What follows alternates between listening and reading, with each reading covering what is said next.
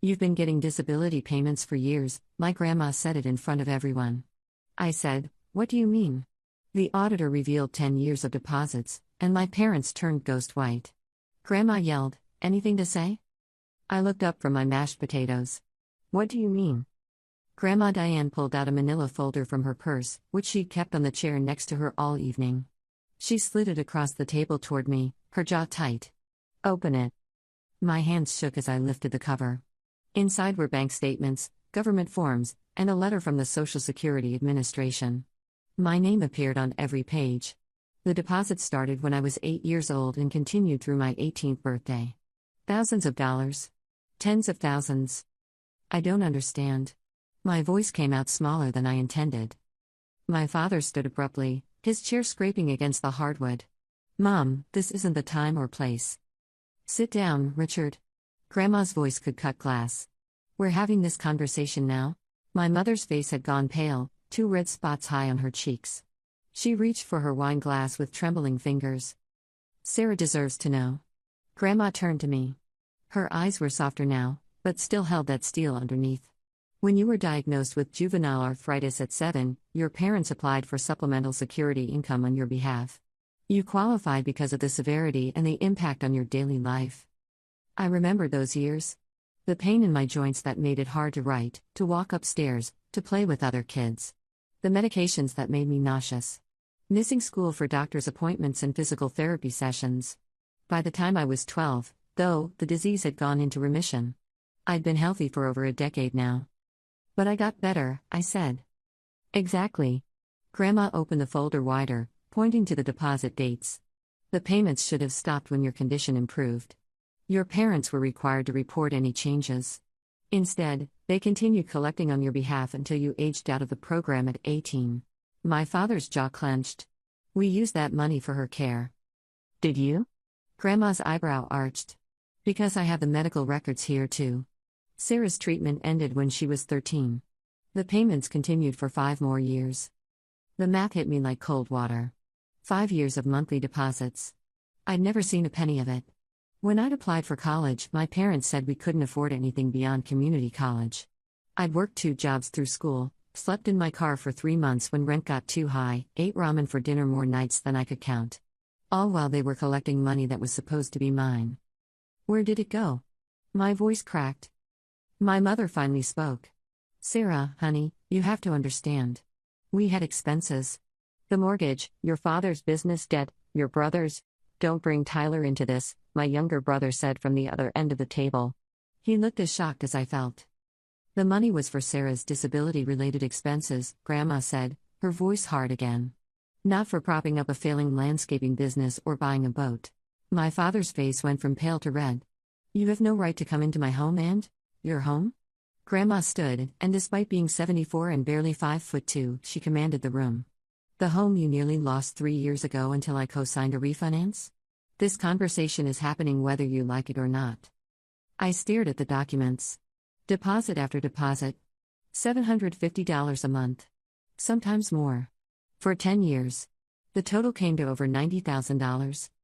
You let me struggle. The words came out quiet. You watched me work myself half to death. You knew I was barely surviving, and you said nothing. We were going to tell you, my mother whispered. When? The anger was building now, hot and sharp behind my ribs. When were you going to mention you'd been stealing from me for a decade? We didn't steal anything, my father snapped. We're your parents. We provided for you. With money that belonged to her, Grandma said. Money that was meant to help her with the lasting effects of her condition, with future medical expenses, with building a life after years of illness. Instead, you treated it like a windfall. My Aunt Jennifer cleared her throat from across the table. Did you? Did you report the income? On your taxes? The silence that followed was deafening. Oh, Richard, Uncle Mark breathed. Tell me you didn't. My father's chair scraped back again. I'm not discussing our finances with the entire family. You already did when you committed fraud, Grandma said. She pulled out another set of papers. I contacted an attorney. A very good one. She specializes in benefits fraud and financial elder abuse. Well, in this case, child abuse. You had no right, my mother started. I had every right. Sarah is my granddaughter. I watched you drive that girl into the ground while you were sitting on money that should have given her a foundation. Grandma's voice shook slightly. Do you know she came to me last year asking for a loan to fix her car? $200. She cried because she was so ashamed to ask. Meanwhile, you've collected nearly $100,000 in her name. The room swam a little. I gripped the edge of the table. How did you find out? I asked. Your mother got drunk at my birthday party in August. Started complaining about how the money stopped when you turned 18 and how tight things had been since then. I started asking questions. Grandma's mouth formed a thin line. It took me 3 months to get all the documentation. I had to file a Freedom of Information request with SSA. I had to prove my relationship to you and my concern for potential fraud. This is family business, my father said. His voice had taken on a pleading tone now. We can handle this privately.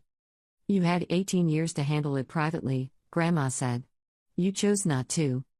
I looked at my parents. Really looked at them. My mother couldn't meet my eyes. My father's jaw worked like he was chewing words he couldn't quite spit out. The lawyer says we have several options, Grandma continued. Civil suit for the full amount plus damages. Criminal fraud charges. Or we can go the restitution route and handle it outside court. Criminal charges? My mother's voice went high and thin. You'd put us in jail? You put yourselves there the moment you kept that first payment you knew you weren't entitled to. Grandma turned to me. But it's Sarah's decision. It's her money, her future, her choice. Every eye in the room turned to me. My cousins, my aunt and uncle, Tyler, my parents, my grandmother. I felt paralyzed. I need air. I stood, the chair legs squealing against the floor. I walked out onto the back deck, my mind racing. Behind me, I heard raised voices. My father shouting. My mother crying. Grandma's steady, unshakable voice laying out facts like stones. Tyler followed me outside. He closed the door behind him, muffling the chaos inside. Did you know? I asked. No. He shoved his hands in his pockets.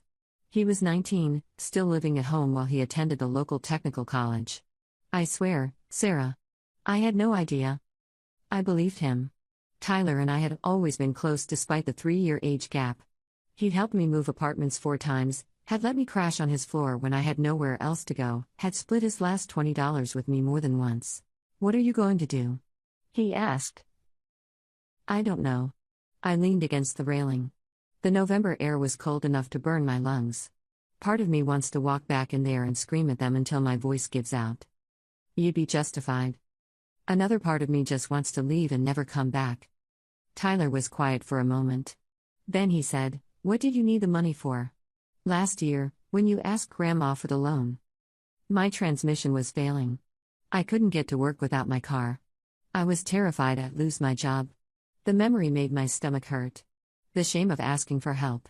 The desperate calculations of which bill I could skip that month. I'd been putting off seeing a dentist for 2 years because I couldn't afford it. I had 3 cavities that needed filling. Oh my gosh, Sarah. I kept thinking it was my fault. That I was bad with money or not working hard enough. My throat tightened. They watched me drown. They knew they had a life preserver the whole time, and they watched me drown. The door opened. Grandma stepped out, closing it firmly behind her. Your mother is hysterical. Your father is making threats he can't back up. Your aunt is on your side. Uncle Mark is trying to play peacemaker. She stood next to me at the railing. You don't have to decide tonight. But you do need to decide. Why now? I asked. Why tell me at Thanksgiving dinner? Because your father has been dodging my calls for 3 weeks.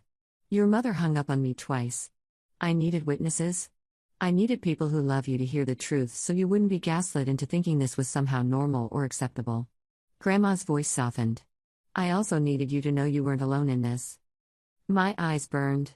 I hadn't cried yet, but it was coming. The attorney's name is Patricia Vance, Grandma said. She pressed a business card into my hand. She's expecting your call.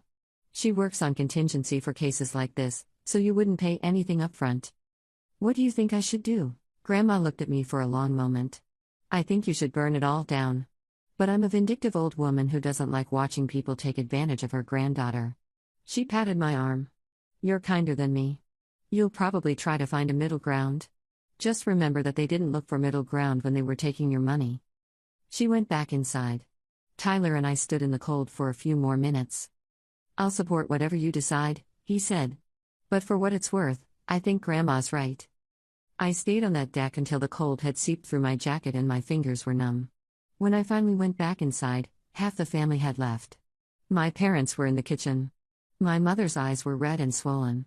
My father looked 10 years older than he had 2 hours ago. "Sarah," my mother started. "Please, let's talk about this." "Not tonight," I said. My voice sounded strange to my own ears. Flat and distant. "I'm going home." "Honey, please," I said, "not tonight." I grabbed my coat from the hall closet. Grandma was waiting by the front door. She hugged me tight, her small frame surprisingly strong. "You call me," she whispered. "Anytime. Day or night." I drove home on autopilot. My apartment was dark and cold. I sat on my second-hand couch and stared at the business card Grandma had given me. I called Patricia Vance the next morning. Update 1, 3 weeks later. I met with Patricia Vance 3 times before Thanksgiving weekend was over. She was sharp, professional, and angry on my behalf in a way that felt validating. She laid out my options with clinical precision. Option 1 was criminal charges. Benefits fraud, tax evasion, potentially child exploitation. Patricia said the case was strong. My parents had continued collecting payments for 5 years after my disability had resolved. They'd never reported the improvement in my condition. They'd used the money for personal expenses unrelated to my care. The fact that they hadn't claimed the income on their taxes made it worse. "The federal government takes this seriously," Patricia had said. "Your parents could face fines, repayment of the full amount with interest, and potentially prison time." The word prison made my stomach drop. Option 2 was a civil suit. I could sue for the full amount plus damages, emotional distress, and attorney's fees. Patricia estimated I could recover between $150,000 to $200,000 when everything was calculated. The case would take months, maybe over a year, but she was confident we'd win. Option 3 was restitution handled privately. My parents would agree to repay the full amount on a structured timeline, sign affidavits admitting to the fraud, and agree to never contact me again if I chose. In exchange, I wouldn't pursue criminal charges. But if they violate the agreement or miss payments, Patricia had said, we can still take legal action. All of this documentation would be admissible. I asked what she recommended. Normally, I'd say go after them with everything you have. But I'm not the one who has to live with the decision. Some clients need the full legal vindication. Some need their family to face criminal consequences. Others just want their money back and to move on.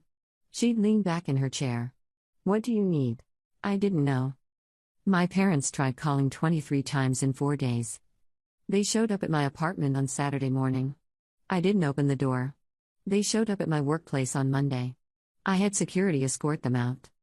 My mother sent emails. Long, rambling messages about how they'd always loved me, how they'd made mistakes, how they were sorry. How family was supposed to forgive. The emails never actually said they'd pay me back. My father sent one email.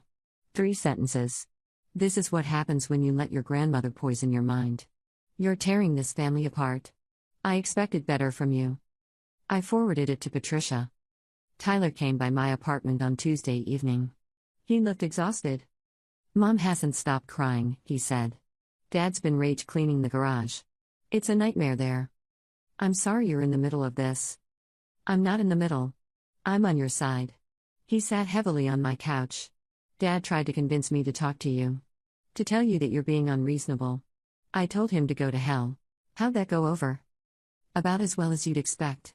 Tyler had a bruise forming on his jaw. When I asked about it, he just shook his head. "We had words. I'm staying with a friend for a while." The guilt hit me like a wave. "Tyler, I'm so sorry. Don't." His voice was firm. "This isn't your fault. None of this is your fault. They did this. They're just mad they got caught." He stayed for dinner. We ordered pizza and watched terrible reality TV and didn't talk about the elephant sitting on both our chests. Before he left, he hugged me tight. "Whatever you decide," he said. "I've got your back." I made my decision that night. The next morning, I called Patricia and told her to draw up the restitution agreement. Full repayment of $92,600 over 7 years. Monthly payments of $1,100. If they missed a single payment, the full amount would be due immediately, and I reserved the right to pursue criminal charges. They would sign affidavits admitting to the fraud. They would agree to have no contact with me for a minimum of 2 years unless I initiated it. "You're being generous," Patricia said. "I'm being done," I replied. She had the papers drawn up within 2 days. She sent them via certified mail with a deadline for response. 1 week. My parents didn't respond. The deadline passed. I called Patricia. "File the civil suit." She did. My parents were served on December 8th. According to Tyler, my mother had a breakdown. My father threw the papers across the room and then locked himself in his office for 6 hours. They hired an attorney. A guy named Ron Stapleton who apparently specialized in defending people from aggressive family lawsuits. Patricia laughed when she heard the name. "Ron's a bottom feeder," she said. "He takes cases he knows he'll lose, drags them out as long as possible, and bills by the hour. Your parents are wasting their money." "Can they countersue?" "For what? Being held accountable?" Patricia shook her head. "They can try. Ron probably will try. It'll go nowhere." Ron Stapleton filed a motion to dismiss. Claimed I had no standing because the money had been paid to my parents as my legal guardians, and therefore belonged to them. Patricia filed a response that I can only describe as a written evisceration. The motion was denied. Ron filed another motion claiming the statute of limitations had passed. Patricia pointed out that the fraud was discovered in November, and the statute of limitations for fraud in our state was 3 years from discovery. Motion denied. Christmas came and went. I spent it with Grandma Diane, Tyler, Aunt Jennifer, and Uncle Mark. My parents sent a card. I didn't open it. In January, Ron Stapleton finally responded to the actual lawsuit. The response was predictable. My parents denied all wrongdoing. Claimed the money had been used for my benefit in ways I didn't understand or appreciate. Claimed I was being manipulated by my grandmother. Claimed they were the real victims of elder abuse because Grandma was elderly and confused. Patricia had laughed at that part. "Your grandmother is sharper than both their attorneys combined." The discovery phase started. Patricia requested 10 years of financial records. Bank statements, credit card statements, loan applications, tax returns, everything. Ron tried to fight it. The judge ordered compliance. When the records came through, they told a story. The disability payments had gone into a separate account initially. For the first 3 years, the money had actually been used for my medical expenses. Co-pays, medications, physical therapy, mobility aids. But in the 4th year, something changed. My father's landscaping business had hit a rough patch. He'd taken out a loan using the house as collateral. When he couldn't make the payments, he'd started transferring money from my disability account to cover the loan. Small amounts at first. $300 here, $500 there. Then larger chunks. By the time I was 14, the entire monthly payment was going directly to keep his business afloat. The business failed anyway. He declared bankruptcy when I was 15. The disability money had been gone to covering the shortfall from the bankruptcy, repairing their credit, and eventually, 3 years ago, to buying a boat. A boat. $23,000 for a fishing boat that sat in their driveway under a tarp. Patricia laid out the financial records on her conference table like a prosecutor presenting evidence of a murder. "This is fraud. Clear, documented, intentional fraud. The criminal case writes itself." "Stick with civil for now," I said. "Sarah, you could bury them." "I know." I looked at the papers. Years of my pain, reduced to numbers on a page. But I'm not trying to bury them. I'm trying to get what's mine. Patricia studied me for a moment. Then she nodded. "Your choice. But if they keep fighting this, if they keep trying to paint you as the villain, I'm going to recommend we bring criminal charges. The U.S. Attorney's Office would jump on this." "If it comes to that," I said. Ron Stapleton tried to negotiate. Patricia sent him our original restitution offer with new terms. Full payment due in 5 years instead of 7. Monthly payments of $1,550. They'd already wasted 6 weeks fighting, so the offer was less generous now. My parents declined. We went to mediation in February. I had to sit across a table from them for the first time since Thanksgiving. My mother cried through the entire session. My father wouldn't look at me. Ron Stapleton did most of the talking, trying to paint my parents as victims of circumstance who'd made understandable mistakes. The mediator wasn't buying it. She was a retired judge named Carol Hendricks, and she had a reputation for cutting through nonsense. After 2 hours of Ron's deflections, she held up a hand. Mr. Stapleton, I've read the case file. Your clients collected $92,000 in disability payments on behalf of their minor child. They used that money for business debts, personal purchases, and recreational equipment. They failed to report the income. They failed to report the improvement in their daughter's condition. These are facts, not allegations. What exactly is your defense? Ron tried to argue that parent-child financial relationships were complicated. That my parents had provided food, shelter, and clothing. That I was being ungrateful. Judge Hendricks cut him off. Counselor, your clients committed benefits fraud. The only question is whether this gets resolved civilly or criminally. I suggest you advise them accordingly. The mediation ended without agreement. As we were leaving, my mother grabbed my arm. Sarah, please. We're your parents. I looked at her hand on my arm. Then at her face. She'd aged in the past few months. New lines around her eyes, gray showing at her roots. You stopped being my parents when you chose money over me, I said quietly. I pulled away and walked out. The trial was scheduled for April. Patricia was ready. I was terrified. Then, 3 weeks before the trial date, Ron Stapleton called Patricia. My parents wanted to settle. Update 2, the settlement and after. The settlement conference took place in Patricia's office on a gray Monday morning in March. My parents arrived with Ron Stapleton. I came alone except for Patricia. Grandma had offered to come, but I told her this was something I needed to do myself. My mother looked smaller somehow. My father had shaved his beard, which he'd had for as long as I could remember. They sat on one side of the conference table. I sat on the other. The distance felt symbolic. Ron opened with a speech about family, forgiveness, and moving forward. Patricia let him talk for exactly 3 minutes before interrupting. Your clients have 2 options, she said. They can agree to our terms, or we can see them in court in 3 weeks. Discovery has been very enlightening. I'm confident we'll win, and I'm confident the judgment will be higher than what we're asking now. Ron shifted in his seat. My clients are willing to agree to a payment plan. Our payment plan, Patricia said. Not a negotiation. They pay $92,600 over 5 years. Monthly payments of $1,550.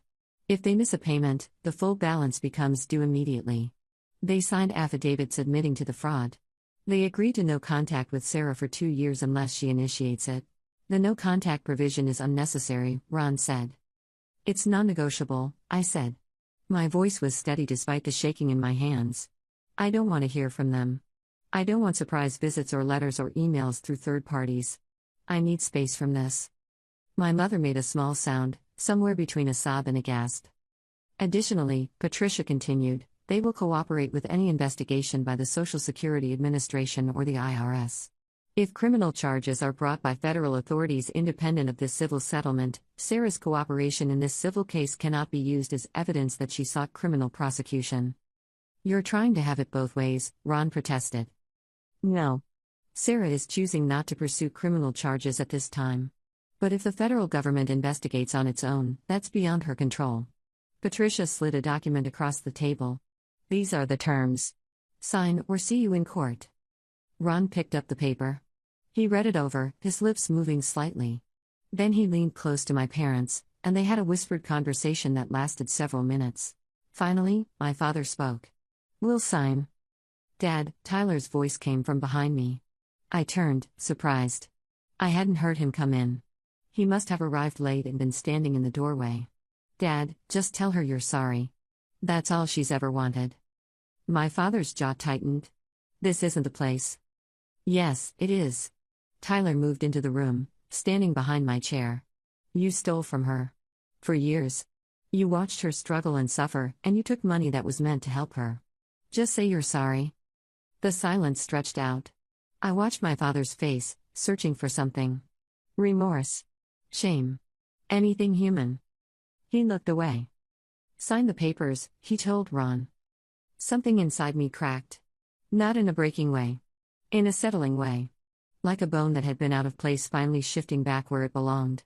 I'd been holding on to this small hope that they'd wake up, that they'd realize what they'd done, that they'd be the parents I needed them to be. They weren't going to be those people. The signing took 20 minutes. Patricia had prepared multiple copies. My parents signed affidavits admitting they'd received disability payments on my behalf, that they'd use the funds for non-disability related expenses, and that they'd failed to report the improvement in my condition or the income on their taxes. They signed the payment agreement. They signed the no-contact provision. My mother cried the entire time. My father's hand shook as he wrote his name. When it was done, Ron gathered his copies. We'll have the first payment to you by the first of the month. They'd better, Patricia said. My parents stood. For a moment, my mother looked at me across the table. Her eyes were red and pleading. I hope someday you can forgive us, she whispered. I hope someday you can forgive yourselves, I replied. They left. Tyler stayed behind. You okay? He asked. Not even a little bit. My hands were shaking harder now that it was over. But I will be. Patricia gave me a small smile. You did good, Sarah. This was the hard part. From here, it's just making sure they stick to the agreement. The first payment arrived on April 1st. $1,550, transferred directly into an account Patricia had set up. The second payment came on May 1st. Then June. I didn't spend the money at first. It sat in the account like evidence of something, though I wasn't sure what. Proof that I'd been right? Proof that they'd been wrong? Proof that justice existed? In July, I went to the dentist. A real dentist, not the free clinic I'd been using. I got all my cavities filled. I got my teeth cleaned properly. The hygienist complimented me on how well I'd been caring for them despite obvious financial constraints, and I almost cried in the chair. In August, I bought a new car. Not brand new, but new to me. A reliable sedan with functioning air conditioning and a transmission that didn't sound like it was digesting gravel. I sold my old car for parts. In September, I paid off my credit cards. All of them. I'd been carrying balances for 6 years, paying minimum payments and watching the interest pile up. Seeing those balances hit zero felt surreal. Tyler moved in with me in October. Things had never recovered with our parents. He'd gone back home once after that night he'd shown up with a bruised jaw, but only to get his belongings. He and I split rent on a bigger apartment. It was nice having family around again. Real family, the kind that showed up. Grandma Diane came for dinner every Sunday. She never said I told you so, but the satisfaction in her eyes was clear. She'd done what she set out to do. She protected her granddaughter. The payments kept coming. Every month, like clockwork. $1,550. I started using them strategically. I opened a retirement account. I started an emergency fund. I enrolled in online courses to finish my bachelor's degree, which I'd abandoned halfway through when I couldn't afford tuition. In December, almost exactly 1 year after the lawsuit was filed, I got a letter from the Social Security Administration. They were conducting an audit of my parents' case. They'd found discrepancies. They were seeking repayment of the fraudulently obtained funds, plus penalties and interest. I called Patricia immediately. Did you report them? I asked. No. But someone did. My guess is someone in the judge's office flagged it during the civil case, or Ron Stapleton mentioned it to the wrong person. Patricia sounded pleased. This is independent of your civil suit. The federal government wants their money back. What does that mean for my parents? It means they're about to have a very expensive problem. The SSA doesn't mess around with fraud. They'll have to repay every dollar, plus penalties. If they can't afford it, they could face criminal charges after all. I should have felt something. Vindication maybe. Satisfaction. Instead, I felt tired. This isn't on you, Sarah, Patricia said gently. They did this to themselves. She was right. I knew she was right. But it still felt heavy. My parents tried to contact me in January. Letters sent to my old address, which I'd forwarded to Tyler's friend's place. He returned them unopened. They tried showing up at my apartment. Tyler answered the door and told them to leave. They tried calling Grandma, who told them she'd call the police if they contacted her about this again. The no-contact provision held. In February, Ron Stapleton called Patricia. The federal case was moving forward. The SSA wanted full repayment. My parents couldn't afford both the civil judgment and the federal repayment. They wanted to know if I'd accept a modified payment plan. Tell them no, I said. They signed an agreement. They made a choice to fight instead of settling. This is the consequence. Patricia told them no. I heard through Tyler that they were trying to sell the house. The boat had already been sold, along with my father's truck. My mother had taken a second job. They were drowning, just like I had been. Part of me felt bad. A small part. The part that remembered my mother teaching me to braid my hair, my father pushing me on the swings at the park when I was little. Before everything got complicated. Before the money and the lies and the betrayal. But the larger part of me remembered sitting in my car in a parking lot, crying because I didn't know how I'd afford groceries that week. I remembered the shame of asking my grandmother for help. I remembered years of exhaustion and fear and feeling like I was failing at something everyone else found easy. They'd had a choice. Every month for 5 years, they'd made the same choice. They'd chosen themselves over me. I'd spent long enough paying for their choices. They could pay for their own now. Final update, 2 years later. It's been a little over 2 years since that Thanksgiving dinner when Grandma Diane dropped a folder on the table and changed everything. The no-contact period ended 3 months ago. My parents haven't reached out. I haven't either. Tyler told me they're still making payments on both the civil judgment and the federal repayment. They sold the house last spring and moved into a rental. My mother is working as a bookkeeper for a dental office. My father got a job doing grounds maintenance at a golf course. They're managing, but barely. I finished my degree in December. Bachelor's in social work. I graduated with honors and no student debt. I'm working at a nonprofit that helps families navigate disability benefits. The irony isn't lost on anyone. I help parents understand their responsibilities when they receive payments on behalf of their children. I explain the reporting requirements. I teach them how to document disability-related expenses. I make sure they understand that the money isn't theirs. It belongs to the child they're caring for. Some parents are grateful for the guidance. Some get defensive. Those are the ones I watch carefully. Last month, a woman came into my office with questions about her daughter's benefits. The daughter has cerebral palsy. She's 12. The mother wanted to know if she could use some of the monthly payment to catch up on car repairs. Is the car used to transport your daughter to medical appointments? I asked. Yes, but also for everything else. It's just my car. Then you can use a portion of the payment proportional to how much the car is used for your daughter's disability-related needs. But you should keep receipts. Document everything. If you're audited, you'll need to prove the expense was legitimate. The woman looked relieved.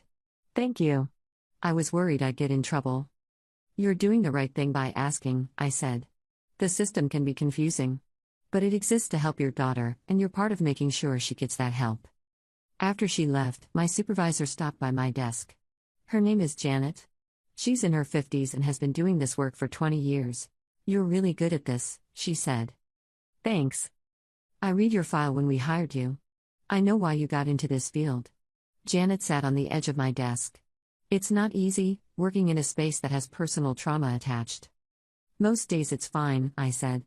Some days it's hard. But I'd rather be here, making sure kids don't go through what I did, than anywhere else. You're making a difference, Janet said. I hope you know that. I do know that. It helps. Grandma Diane turned 77 last week. We threw her a party. Tyler and his girlfriend came. Aunt Jennifer and Uncle Mark came with their kids. Some of Grandma's friends from her book club showed up. We ate too much cake and laughed too loud, and nobody mentioned the empty chairs where my parents would have been. Grandma pulled me aside at one point, into the kitchen where it was quieter. Are you happy? She asked. I thought about it. Really thought. Yeah, I said. I am. Good. She squeezed my hand. You deserve to be happy, Sarah. You always did. So do you, I said. Thank you. For everything. I just did what any grandmother would do. No, I said. You did what any grandmother should do. There's a difference. She smiled at that, her eyes a little wet. I think about my parents sometimes. Wonder if they think about me. Wonder if they regret it. Not just the getting caught part, but the actual betrayal. I'll probably never know. The anger has faded, mostly. What's left is something quieter. Sadness, maybe. For what we could have been if they'd made different choices. For the relationship we'll never have. But I'm okay. I have Tyler. I have Grandma. I have work that matters and a future that's mine. I have money in savings and a degree on my wall and a car that starts every morning. I have stability. I spent so many years feeling like I was failing, like there was something wrong with me that made life harder than it needed to be. It's a strange kind of relief to know it wasn't me. It was never me. 3 months ago, I ran into my mother at the grocery store. Pure chance. I was in the cereal aisle, comparing prices out of habit even though I don't have to anymore. I looked up and there she was, 10 feet away, frozen with a box of crackers in her hand. We stared at each other for what felt like an hour but was probably only seconds. She'd aged more than 2 years should account for. Gray hair she used to dye was now grown out completely. She looked tired in a way that went deeper than lack of sleep. "Sarah," she said. "Just my name. Nothing else." I should have walked away. The no-contact period was technically over, but I hadn't been ready to face them. Hadn't planned for this moment. But something about seeing her there, looking small and worn down, made me stay. "Mom." She set the crackers in her cart with shaking hands. "You look good. Healthy." "I am. I heard you finished school. Tyler mentioned it." She twisted her wedding ring around her finger, a nervous habit I remembered from childhood. "Congratulations." "Thank you." The conversation was stilted, awkward. Two strangers forced into proximity. I waited for her to say something real. To acknowledge what had happened. To apologize. She didn't. "We're managing," she said instead. "Your father and I? It's hard, but we're getting by." Something in me went cold. Even now, she was centering herself. Making it about their struggle, their hardship. "I have to go," I said. "Wait." She reached out but didn't quite touch me. "Maybe we could. Could we get coffee sometime? Talk?" I looked at her hand, hovering in the space between us. Remembered that hand holding mine when I was small, helping me with homework, braiding my hair. Also remembered that same hand signing papers to collect money while I struggled. "I don't think so," I said. "Not yet. Maybe not ever." Her face crumpled. "Sarah, please. You're my daughter." "I'm your daughter who you stole from." The words came out sharper than I intended. "I'm your daughter who you watched suffer while you had the means to help. Being related doesn't erase that. We made mistakes. You made choices, I corrected. Every month for 5 years. Those weren't mistakes. They were decisions." She started crying. Quiet tears that streaked down her face. In the past, her tears would have made me fold. Made me comfort her, apologize, smooth things over. I'd been trained my whole life to manage her emotions. I didn't comfort her. "I hope you and Dad figure things out," I said. "I really do. But I can't be part of that process. I'm still figuring out my own things." I walked away. Left her crying in the cereal aisle. Finished my shopping with hands that only shook a little, checked out, drove home. Tyler was there when I arrived, making dinner. "You okay?" he asked, taking one look at my face. "I saw Mom at the store." He put down the wooden spoon. "What happened?" I told him. When I finished, he pulled me into a hug. "I'm proud of you," he said. "For not letting her guilt you into anything. It was hard." "Of course it was. She's still your mom. But you did the right thing." Later that night, I called Patricia. Not for legal advice, just to talk. She'd become something like a friend over the past 2 years. Someone who understood the complexity of holding people accountable while still grieving the relationship you wished you'd had. "How do you feel?" she asked. "Sad. Relieved. Guilty for feeling relieved." I picked at a loose thread on my couch cushion. "Is it wrong that I'm not ready to forgive her?" "Forgiveness isn't something you owe anyone," Patricia said. "Especially not on their timeline. Maybe you'll get there someday. Maybe you won't. Both are valid." She looked so defeated. She should. She did something terrible, and there are consequences. That's how accountability works. Patricia's voice was gentle but firm. "You're not responsible for managing her emotions about facing those consequences." Sometimes people ask if I regret pursuing the case. If I wish I'd let it go, kept the family together. The answer is always no. The family was already broken. I just stopped pretending it wasn't. Last month, I spoke on a panel about benefits fraud at a social work conference. I told my story to a room full of professionals who work in disability services, family law, and victim advocacy. It was terrifying and cathartic in equal measure. During the question and answer session, a woman in the back raised her hand. She was maybe 40, with kind eyes and a nervous smile. "How did you find the strength to pursue legal action against your own parents?" she asked. "I work with families, and I see this kind of thing more than people realize. But the victims rarely fight back." I thought about her question for a moment before answering. "I think I found the strength because I finally got angry at the right people," I said. For years, I was angry at myself. For not being good enough, not working hard enough, not managing money well enough. When I learned the truth, the anger had somewhere real to go. And once I felt that, I couldn't unfeel it. The woman nodded, writing something down. Another person asked if I thought my parents would ever truly understand what they'd done. I don't know, I said honestly. I think they understand they got caught. I think they understand there were consequences. Whether they understand the betrayal itself, the fundamental violation of trust, I can't say. Maybe they do and can't admit it. Maybe they don't and never will. Either way, I can't wait around to find out. After the panel, several people approached me. Some shared their own stories of family financial abuse. Others thanked me for speaking up. One woman, probably in her 60s, squeezed my hand and said, "You saved yourself." That takes courage most people never find. Her words stayed with me. I've started writing a book. A guide for people navigating the disability benefits system, aimed at both recipients and their families. Part practical advice, part cautionary tale. Janet, my supervisor, is helping me find a publisher. She thinks it could make a real difference. People need to hear this, she said when I told her about the project. Not just the how to stuff, but the why it matters. The human cost when the system gets abused.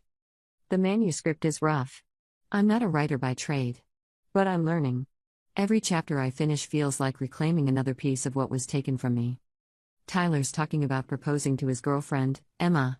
She's wonderful, smart, funny, calls him on his nonsense in the way good partners do. They came over for dinner last week, and I watched them together, the easy affection and genuine respect. It gave me hope. You think Mom and Dad will want to come to the wedding? Tyler asked after Emma left. If we get married, I mean. That's a bridge you'll cross when you get to it, I said. But whatever you decide, I'll support you. It's weird, he said. Loving someone and not liking them very much at the same time. That's exactly what it is. We sat in silence for a while. Then Tyler said, "Do you think you'll ever have a relationship with them again?" Maybe. Someday. If they do the work to actually understand what they did and why it was wrong. If they stop making it about their suffering and acknowledge mine. I shrugged. But I'm not holding my breath. And I'm okay with that. You're stronger than I am. No, I said. I'm just done carrying weight that isn't mine. And maybe someday, years from now, my parents will actually understand what they did. Maybe they'll actually be sorry for the right reasons, not just because they got caught. Maybe we'll have a conversation that's real and honest and painful and healing. But I'm not waiting for that anymore. I'm not putting my life on hold for people who couldn't put my needs first when it mattered. I'm building something new instead. Something that's mine. Something they can't take away. And that's enough. More than enough, actually. It's a life. A real one. The kind I never thought I'd have when I was 23, sleeping in my car, wondering how I'd failed so spectacularly at being an adult. I didn't fail. The game was rigged. And once I knew that, once I really understood it, everything changed. Not overnight. Not magically. But slowly, steadily, one choice at a time. I chose myself. I chose honesty over false peace. I chose accountability over convenient forgiveness. And in choosing those things, I found out who I actually was. Not the struggling, failing person I believed myself to be. But someone capable. Someone strong. Someone worthy of taking up space in the world. That's the real payback, in the end. Not the money, though that helped. Not the legal victory, though that mattered. The real payback is knowing myself. Trusting myself. Building a life where I don't have to wonder if I'm being lied to or taken advantage of by the people who claim to love me. The real payback is peace. A final word: sometimes the people who are supposed to protect us are the ones who hurt us most. It's a bitter truth, and one that takes courage to face. But facing it is how we survive. Healing doesn't mean forgetting what happened or pretending it was okay. It means acknowledging the wound, treating it with care, and learning to walk forward even with a scar. There's power in choosing yourself when everyone expects you to sacrifice for the sake of keeping peace. Real family shows up when things are hard. Real love doesn't steal from you and call it care. If you're struggling with betrayal from the people who should have protected you, know this: you're not obligated to keep them in your life just because they're blood. You're not cruel for setting boundaries. You're not destroying the family by refusing to be the only one who holds it together. You deserve people who choose you, who fight for you, who would never dream of taking advantage of your vulnerability. Those people exist. Sometimes you have to let go of the ones who hurt you to make room for the ones who won't. And to anyone who's been made to feel like they're not enough, like they're failing at life, check behind the curtain. Sometimes the game was rigged against you from the start. It's not your fault. It was never your fault. Keep going. Build your life. Protect your peace. Choose people who choose you back. You're worth fighting for, even if the first person you have to fight is the one in the mirror who still believes the lies they told you about yourself. Especially then.